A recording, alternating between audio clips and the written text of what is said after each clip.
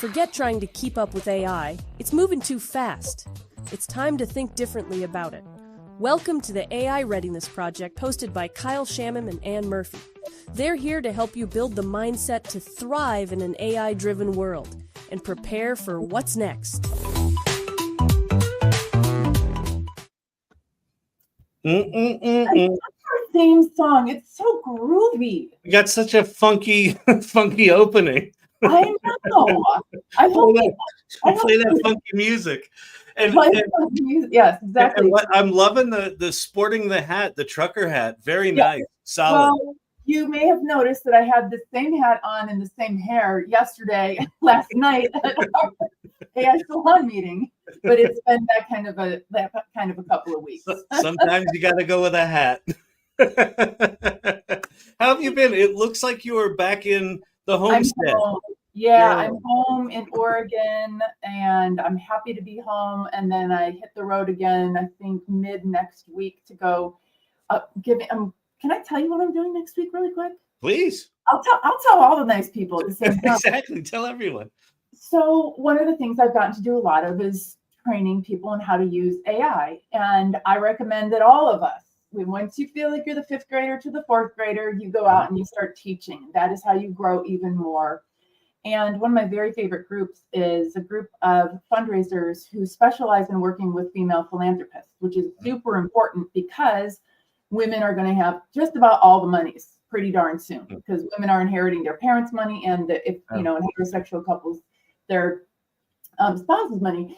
And so I'm working with these people who work with the philanthropists who are going to have all the money, and helping them figure out how to work with women in their different ways, using personas and deep research and chat bots and data and how to crunch the data differently and how to write personalized everything, because it's different and nobody knows how to do it. Well, that's so cool. How to do something new. Yeah. Wow, that's so cool. That's so cool. Wow. Oh, that's really exciting. Yeah. Well, so how are you? I'm doing good. We had on the salon last night, 𝗤𝗏𝗆 co-hosted with me. And so why don't we jump in? Let's talk about let's do it. Let's talk about how ready for AI are we this week? Yeah.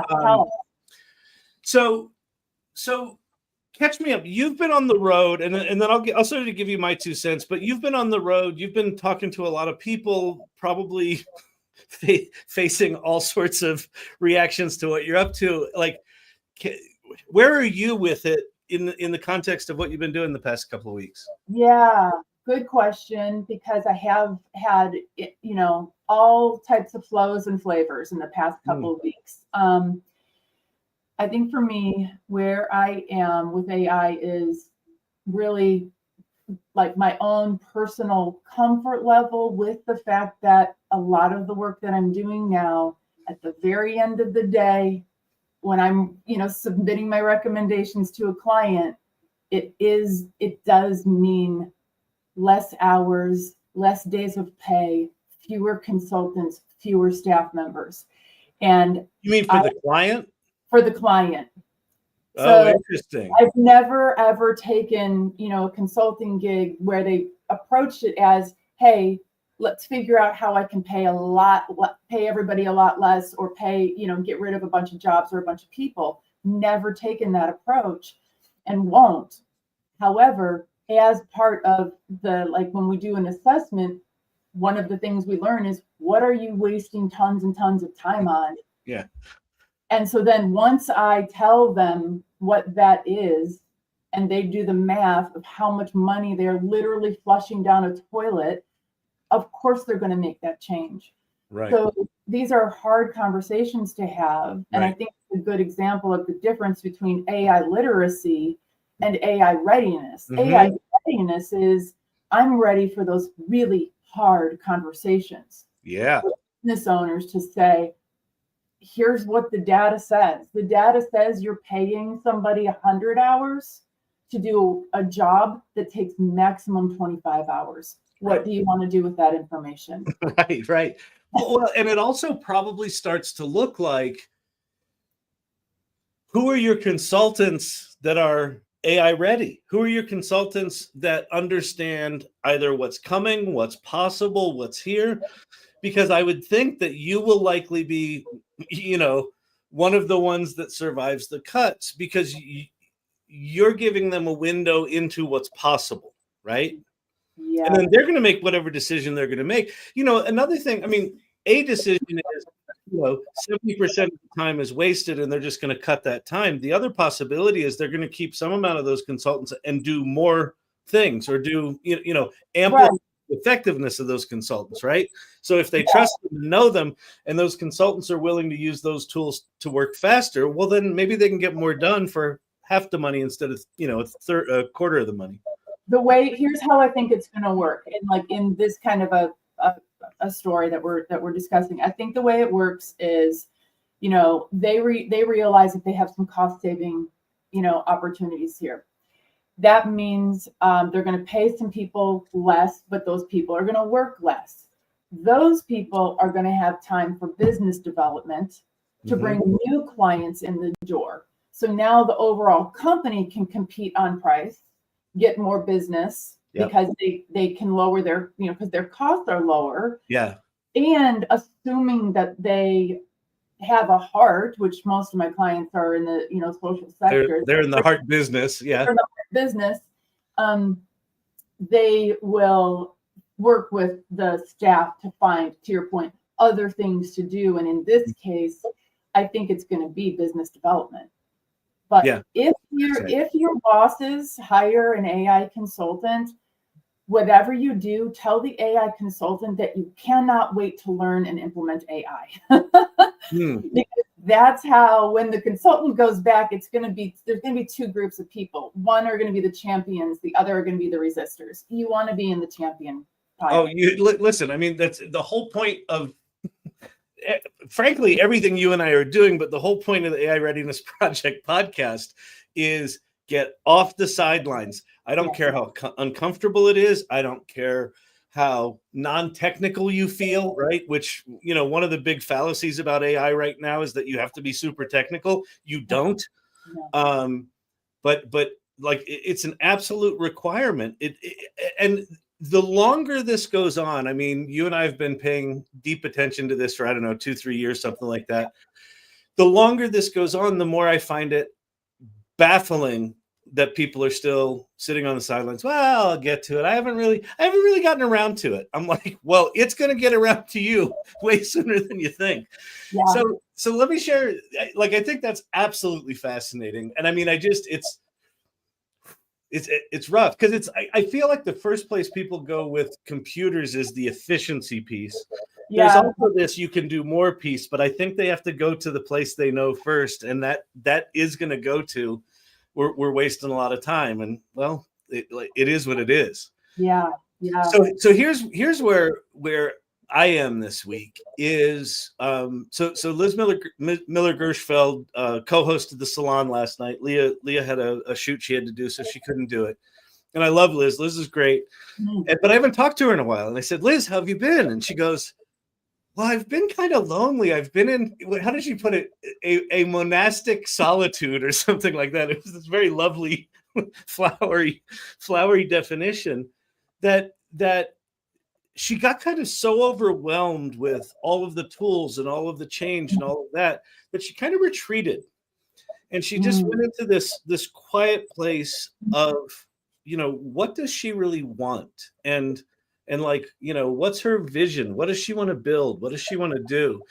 And she went into that quiet place, and then she picked a single tool and kind of went deep on it. And then what she described is when she sort of got to the bottom and she was doing this stuff down here, she was like, well, wait a minute, maybe I want to animate that, or maybe I want to make sounds, or maybe I want to, and she started kind of expanding out from this really simple thing that came from a very personal place of like what she wanted to express in the world or do in the world. Like she just went to this very quiet place and started with that.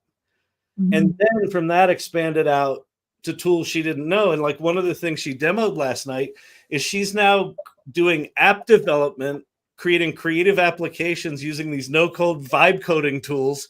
So she's got VS Code installed on her computer, and she's installing plugins that let her run code instantly. And I'm just like, yes, that feels so right to me, because I've been kind of just meandering up here in the noise, and it just felt so right to just go, yeah, no, just pull back and figure out what do you want to put in the world. And so that's kind of where I am. Is I'm not anywhere near that place that she went, but I'm like, I recognize that as that would be nice. I should probably do more of it.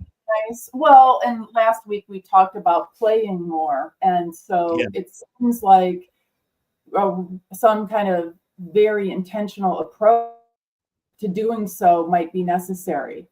I did see, what company was it? Somebody, Josh Houston, one of our previous guests, shared something on LinkedIn, a company that's giving staff $1,200 a year to take some time off and go learn AI. And I think that that's absolutely brilliant. Let them let them take time off of work, because I love how we have people in our communities who can like do something for 3 hours a day and then stop. For me, it's either on or off. So I need interesting. Right? I need like a day or 2 or 3 to dig deep into something, or else I just stay up until 4 o'clock in the morning. You know? Well, didn't you say last week that because of all the work you've been doing that you've kind of lost your playtime? Yeah, I have. I have not been playing with AI at all. I've just been squeezing all the juice out of everything I already know how to do, squeezing all the fun right out of it. Yeah. Yeah, that's no good. That's no good. That's no good. I got Manus, and so we're opening a Zoom room on Friday. I want to talk to some people in the salon and see if you guys want to come to just play with Manus for a couple of hours. So I'll start playing again with that. Yeah. No, Manus is interesting. It's one of those things. If you don't know what Manus is, it's this agent that allows you. It just goes off and does stuff for you. It either writes code or it does research for you, and it'll do like I think it's capable of spinning up like 50 web browsers simultaneously and like surfing the web in 50 different web sessions for you, and then compiling all that information. It's just bonkers. And you can watch it, and you can even interact with it while it's off doing stuff. You can say, no, I don't like that website. Skip that and go to something else. It's just, it's the first of of those kind of things that I've seen where I'm really like, I'm trying to imagine what the future looks like. If you've got something that goes off and spends 20 minutes or a half hour solving a problem for you, what do you do in that 20 minutes? Do you spin up another thing? And I think it was Riley Brown's done this, and someone else has done this, where if they're vibe coding in one program, they'll also in the downtime of this one, they'll go to another vibe coding program and do the same exercise. But I don't know. Like, what do you do in the time when you're you're little autonomous working for you? Yeah, you could walk around the block. You could go have a civilized snack. Sit down while you're eating. Maybe, I don't know. I can't relate to that. Yeah, sit down while I'm eating. No, if I'm not eating and working, it doesn't make sense to me. Oh, it looks like you froze, man. But you still? Oh, you're back. Yeah, I'm back. For those in the crowd who are also in the ADHD club, I read a book that I heard Kyle mention called "Think Faster Now" or "Think." Faster Than Normal by Peter Shankman.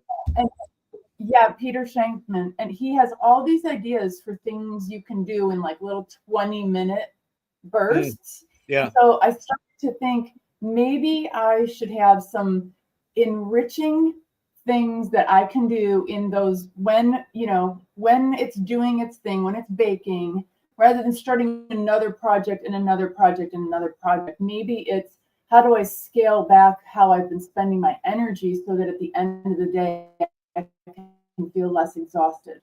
Yeah, no, I think that's really good. Are you frozen? Yeah, no, I'm good. You're freezing a bit. Sorry. So I don't know.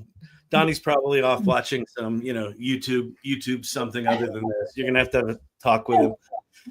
No, the thing that came to mind when you said you could go for a walk is if they get the voice interfaces better, so that if something like Manus gives you audio updates where you could just go on a walk and say, hey, go do this thing, and then it's checking in with you. Hey, I found some things, so you could just be having a conversation with music in between and actually getting some stuff done. So yeah, absolutely. Yeah. So let me flip over for a second to what's the one thing that I think it's worth us paying attention to this week? This morning, LinkedIn came out with a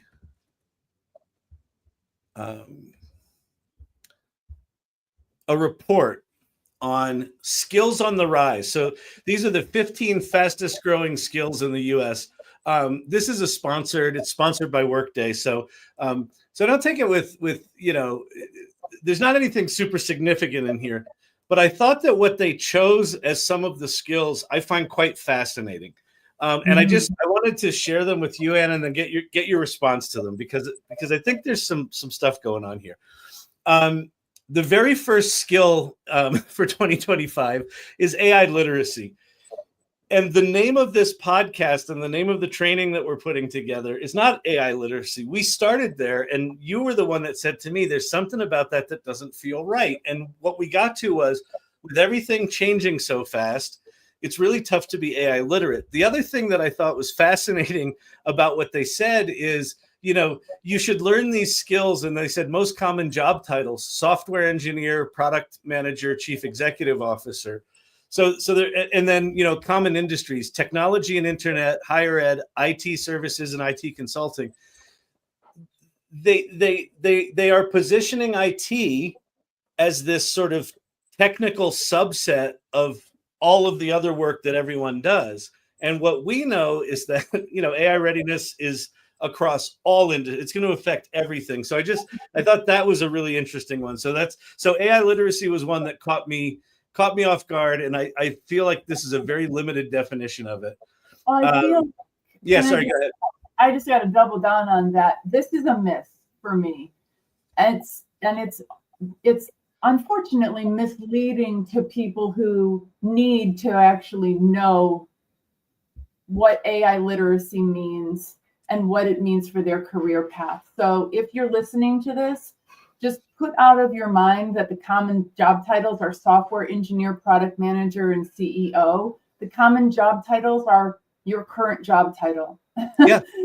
That's it. Like the definition here, they're looking for professionals with the ability to understand and utilize tools harnessing that technology. Like what does that mean? What is that technology? There are, dozens and dozens, hundreds of technologies that for business purpose. So anyway, so that was one that sort of made me cock my head a little funny.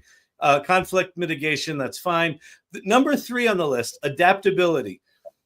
So they're listing this article is skills on the rise. I don't know that adaptability is a skill. That's more like an aptitude. It's more like a personality trait. Yeah. I absolutely agree with this one. But I don't know that this is, again, they're sort of saying this is going to be teachers and administrative assistants and project managers. No. All of us are going to have to be incredibly adaptable, right? Part of being AI ready is being adaptable. So, yeah, just thoughts on this one. Yeah. Adaptability is going to be important for every single job under the sun, and also everything we do in general. Yeah, more exactly. more than ever. It's odd to call it a skill, but it's in the genre of a skill, and it's something that we need to do and we need to be, but it's not for an administrative assistant or a project manager. It's for everybody. Every flipping one of us. And it's like, I guess the good thing about having it on the list is if you're really rigid, if you're someone who doesn't like change, if you're someone who doesn't like ambiguity, that might be something to work on. But again, it's not, I don't think that's a skill. I think that's probably, some time with a good therapist. Yeah. Right. And then number 5, innovative thinking. Again, for me, you know, critical thinking, this lives in a category where it's not necessarily a skill. You can learn how to be, you know, do critical thinking better. But again, it's kind of a mindset more than anything. And again, I think this spans everything. So, so those were 3 of the 15 skills that really jumped out at me. Let me say something about the innovative thinking. I think that it's more about asking the right questions more than innovative thinking, because some of the thinking is being done for us or in partnership with AI. The question is like, how are you engaging with it, and are you asking the right questions? Not to say that, I mean, leadership has, I think, always been about asking the right questions, but like now more than ever is, what's the problem you're actually solving for, right? Like what Suzanne Welker-Juergens teaches us. What is the problem you are trying to solve? You actually have a problem. And so that, I don't know, innovative thinking, it's like, yeah, but ho-hum, because, you know. Yeah. Well, and it's, you know, again, you go back to things like, you know, curiosity and, you know, a sense of adventure. There's part of being AI ready is, you know, just being curious about it and learning. So good comments from Jennifer here. Yeah, Jennifer's smart. She's got this framework that she uses. AI, I believe it's AI awareness, AI readiness, AI adoption. Yeah. Step 1, step 2, step 3. It's awfully hard to have AI adoption without AI readiness. And I think a lot of people think that it's an easy button and go from like not really knowing much to AI adoption. Or wait, what everybody really says now is, you don't know anything, and then you have agents. Because of course, nobody understands what an agent actually is. But even the people marketing them don't know what they are. There are so many things out there called agents that are not agents. Oh my God. You know, other than there's a few things that are out there that are agentic, that are agent-like, but like that train hasn't even left the station yet. We haven't even scratched the surface of it. So yeah, that's going to change. That's going to change a lot. And you really can't argue with someone that about what they think an agent is.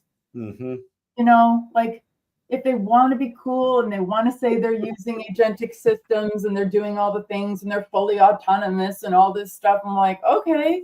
But today I was in a conversation with somebody who kind of slapped onto a job description that it would be great if the person could create agents. Oh yeah. Oh, we're going to see that thing. You know, you need, 15 years in agent design or something. You know, we're going to see job requirements like that. Absolutely. Take the whole job description and then just, and it would be great if they make agents. And by the way, the salary is $55,000 to $85,000 per year. And I'm like, this is going to be something really interesting, is when we see the impact, what is the differential in what people are going to be paid who are AI savvy, AI ready, AI, bare minimum AI literate. How much more in reality, not like what McKinsey says, and how much more will people be able to command? And then what it's going to be like for these organizations as they realize that the people they want to hire, they're pretty few and far between still. There aren't many of them. I think, listen, you and I, unfortunately, are both old enough to have been there on the early days of the World Wide Web, right?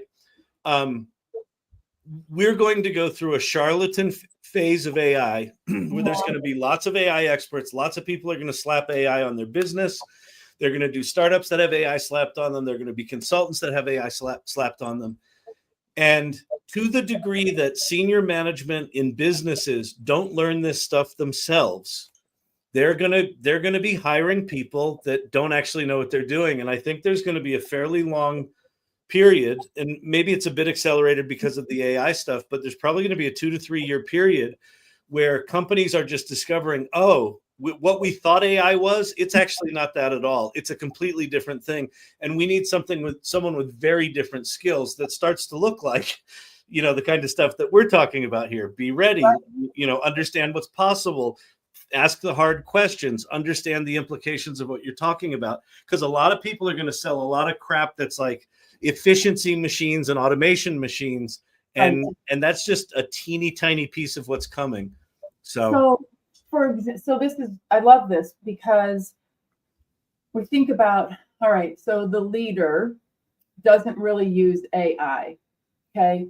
Maybe they use it a little bit, but they don't know it. They don't use it well enough to understand that it makes something new possible, right? That it makes something new possible, right?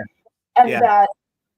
And that it's important to know what an agent really is before you put it in a job description, because now you've put that in a job description and you're handing it off to HR. HR doesn't know what an agent is. Right. So how are they screening for these candidates? Okay, let's say they're like, I don't know, they use the word agent in their resume. Okay, they're in the candidate pool. That person comes to their interview and they start talking about stuff that they're doing. The person doing the interview doesn't know what an agent is. So now the person's here. So now we've hired this person, this poor soul who said yes to this $55,000 a year job, when in 18 months, somebody's going to offer them 3 times that, hopefully, same job. They'll just get plucked away to another place.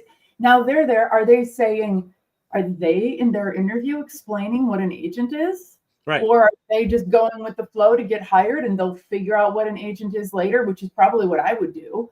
I would say we're on the path toward, an agentic, reality, but no one knows how to do it. So why would I know how to do it? Right. No one knows how to do it reliably anyway. Right. Well, and do you need someone like Brent Peterson, who we know, who's building the underpinnings, right? He's back in the code. Or do you need someone who's just really good with language that's essentially a fancy ChatGPT writer, a custom GPT writer, where there's an agentic framework where you just need to talk them into existence? Like what skills are required for different tools are just going to be dramatically different people who are going to be good at that. So again, it's that thing of imprecise understanding of the capabilities and what's coming. Is going to lead people down a bunch of bad rabbit holes. So I'm starting to think that is the most uniquely monetizable thing about being AI ready versus AI literate, is the ability to discern between this, that, and the other, and the ability to communicate about it, and the ability to say to the CEO, no, or the HR person, yeah, or the hiring manager, here are the questions you need to ask. If they say they do automations, your next question is, this, that, or the other, not, hey, we want to do agents. Do you think you can do that? What you're doing in the agents that you're making? Yeah, crazy. We get to talk about our things. Yeah, why don't you talk about your thing, then I'll talk about my thing. Okay. Hey, everybody. So we have 𝗠𝗏𝗄𝐴I is a brand, and underneath the brand of 𝗠𝗏𝗄𝐴I is an academy, which is where we do all of our education. We have an AI consultancy. We work with companies, small nonprofits, large nonprofits, small, medium-sized businesses to help with AI integration, policy, governance, making stuff, etc. And we have a public affairs and policy group in there, and we also have a community. So the community is called the 𝗠𝗏𝗄𝗃 Society. We're housed on Mighty Networks, just like the AI Salon is. We have neat little areas, like we just launched today a business development channel for those of us who are currently building our businesses. Talk all nerdy things, business development. We've got a Get Unstuck channel. We've got an Awe channel where we post pictures of our dogs. And we have some really, really nerdy fun. And what's unique about our community is, and so this is why, not every community is for everyone. Our community is extremely loving. And you're going to meet Mary Massie in a few minutes, and you're going to understand, it is just a loving, supportive, encouraging space Yeah. And it's like one of my favorite places to be at all times. Yeah, that's awesome. That's Really, awesome. yeah. That's great. All right. Well, I'll tell you, you know, not a dissimilar story for the salon. And I think, you know, I think it's one of the reasons you and I get along is we've got, you know, very similar kind of values. And the salon, the AI salon is a community of about 3,000 AI optimists who are also creators. They tend to be very creative. We have a 3-step process to AI readiness, which is play first, mindfully create, and generously lead. And we've started doing a thing, Anne, which is really fun. It's been happening on Saturdays, but anyone in the community can do one of these, and we're calling them LOLs, learn out louds. And it's basically just like grab an hour and teach people stuff. It's kind of like when you were doing, you know, the GPT things on Saturdays. It's like anyone can show up, and anyone can show up from She Leads AI. Like, bring it on. Come hang out in the lull, and people are practicing their leadership skills and things like that. And it's an incredibly generous group, and it's a friendly group, and particularly with groups that are around new technologies. One of the risks you have is as the community levels up in skill, it makes it harder for beginners to enter. And one of the things that we work really hard on in the salon is having people be very, very welcoming of new people, and just reminding everyone that we all felt clueless when we got here. And when someone comes in and says, "Hey, I don't know what I'm doing," great, come on in, you know, go over here, introduce yourself, things like that. So anyway, that's the AI salon. And I think that with, you know, as communities evolve and as cohorts of us kind of like Beth Lyons, who is a friend of the pod, so to speak. She and I we consider ourselves class of 22 from the AI exchange, right? Yeah. All of us, like, you can see us all going through our career paths, and we all started at the same time, and we're all crushing it in different ways. But like, now we have to backfill for the people who are coming on now. Right? It's very easy for us to move beyond the beginner's mindset. But what I like about both of our communities is that, well, in part because of us, we have beginner's mindsets every day. I promise you, I'm clueless. I promise you. Promise. Neither one of us are going to claim to know anything. Right. Not going to apologize for it. I'm going to declare it proudly. I'm clueless. Well, we've got someone here who's not clueless, and I'm super excited about Mary. But why don't you, set up Mary, and then we'll bring her up on stage and kick this thing off.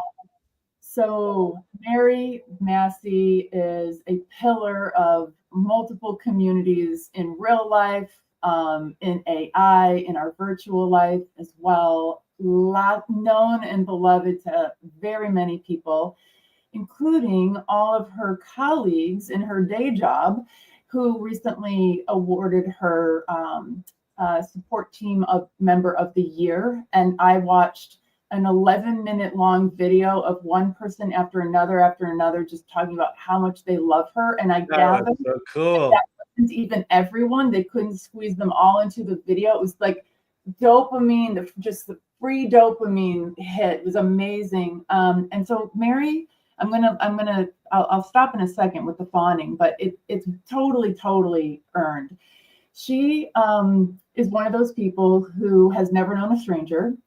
She is the person who's always going to send the elevator back down.